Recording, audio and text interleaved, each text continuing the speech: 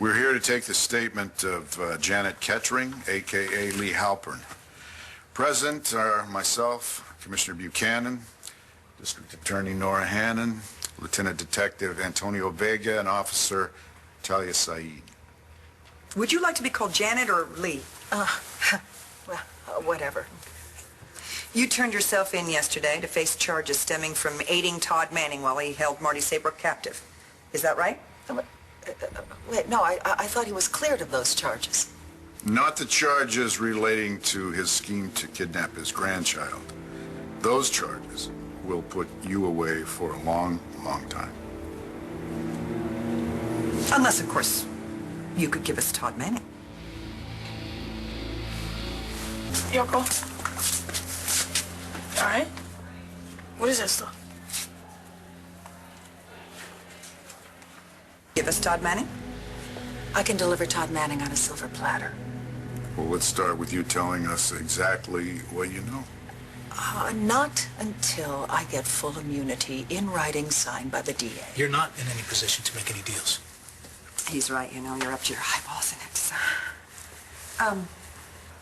Could you guys excuse me for a minute?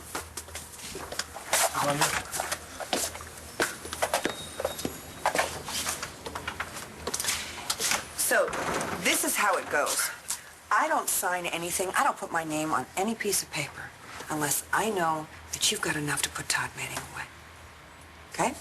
So, if you've got something that's going to boost my case against Todd, you're good to go. So would it help you boost your case if I told you that Todd Manning forced me to help him kidnap his grandchild and let his daughter believe that her baby was dead? Well, his lawyer's going to want proof. Well, I can give you the false credentials he gave me to get into the delivery room. You have these credentials? Huh? Right in my purse.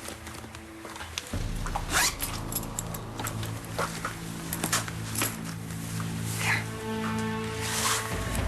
Now, can we make a deal?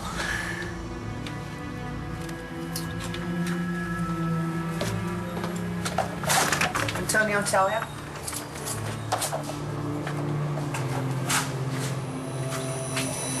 Booker.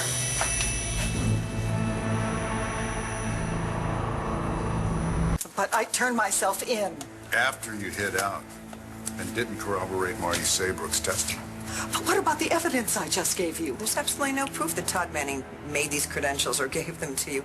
Janet, or Lee, or whatever, we've had a long and colorful life as a con artist. It's just your word against Todd's. Look, I am telling you the truth. But it's not enough. Look. So, what happens now? You'll be arraigned, transferred to a cell. Unless you make bail. Oh, and if you do make bail, I would stay far away from Todd Manning. I don't think he'd really like the idea that you tried to roll on him. That's it, huh? You're just gonna throw me to the wolves. Unless you have a better idea. Or any other ideas. That just about sums it up. It's aspirin. I jammed my hand at lacrosse practice. It's still killing me. So what's up with you and your dad at UV last night? I thought you said he was cool with you going. I lied. Dude. Now I'm grounded for like a month. I hope it was worth it. It was. The teas were awesome. And I got to hang out with Becca. Becca? Yeah, Becca. You met her last night. Don't you remember? Yeah, sorry, last night was... It's kind of a blur to me, dude. Becca Salzman. She's a freshman, but you think she's a senior. She's so cool. And hot. Does she have light brown hair, blue eyes? Yeah, why? She's right behind you.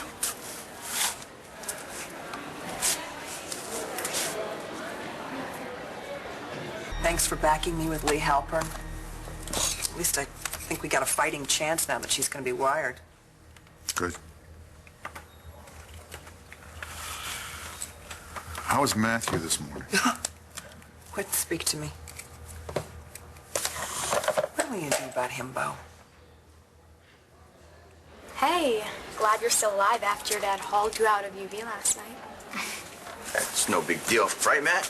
Yeah, it's cool. Didn't you get in a lot of trouble? My dad's all talk. It's nothing. I told him to stay home. He walked right out the door, went to a club. You know what would have happened to me if I'd done that to Pa? Yeah. I never would have done it. Well, you know what? Maybe we're just too busy. Hmm? Maybe what Matthew needs is more parental supervision. I don't know what he needs. I was so mad last night. I walked him right out of the club in front of his friends. I embarrassed him. He hates me now. Oh, I think that's a little strong. You know, I never thought this would ever happen with Matthew. I thought we'd done everything right. I think we did everything. Well, we did what we thought was best. Then what happened? No, wait, is it just me? Or didn't we have a happy, healthy, well-adjusted kid until a few weeks ago? It's not just you. We did. We had one, and then it's like he turned a corner and became this other kid practically overnight. So you're not grounded or anything? Well, for now, but my dad will give in. I know how to play him. You sure? He looked pretty pissed last night. All I have to do is just act like I learned my lesson and tell him I won't blaze up again. Like, you know what that is. What? Well, I keep wondering what we could have done differently. You know? We've always told Matthew, time and again, drugs are bad for him. See? And I thought that he knew that. He does.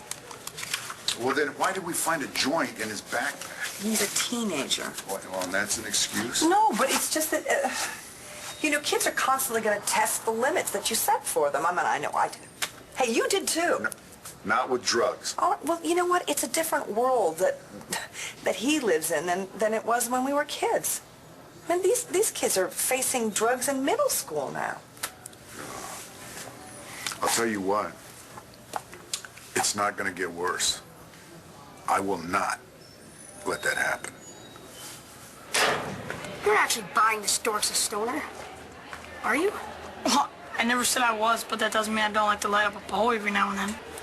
Like the cops kids ever inhaled. Catch you after class. You better go too. You don't want to get in any more trouble.